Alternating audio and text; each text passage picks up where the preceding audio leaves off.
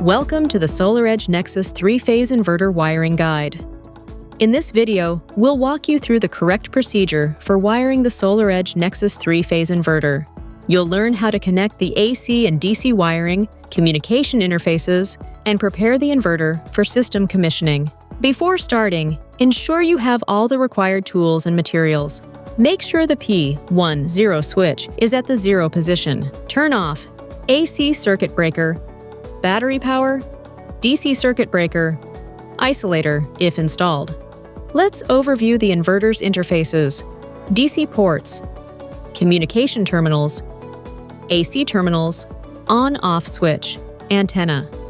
Remove the black insulating cup from the communications connection port and remove the black insulating cup from the AC terminal block port. Connect the PE ground cable either on the left side or the right side of the inverter. Make sure the ground cable is secured. Strip the AC cable wires as shown. Thread the AC cable through the gland and its sealing rubber, and then into the black insulating cup.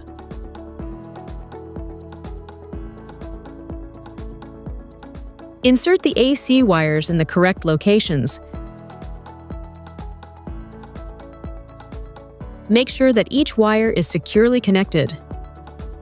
Refit the AC cover cup and secure with the T15 screw. Tighten the screw to a torque of 2,7 Newton meters. Now let's connect the communications. Use the label as a reference. Please note the following connection workflow. Connect the RS4-851 to the meter or backup interface, the 12-volt for the backup interface, CAN for battery, CAN or RS4852 for multi-inverter, MSD for manual shutdown button, RRCR or 14A. Don't remove the white termination resistors unless needed. For a wired connection, connect the Ethernet cable to the RJ45 LAN port. Connect a meter via RS485 or SolarEdge home network as needed.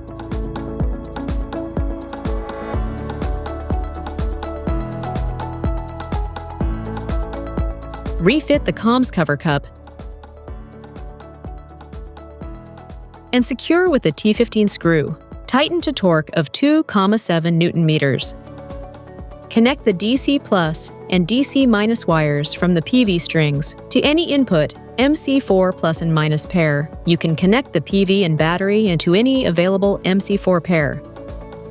This completes the wiring procedure for the SolarEdge Nexis 3-phase inverter. Ensure all connections are tightened, labeled, and comply with installation requirements before proceeding. To continue the installation process, watch the next videos where you'll learn how to finalize commissioning. Thank you for watching.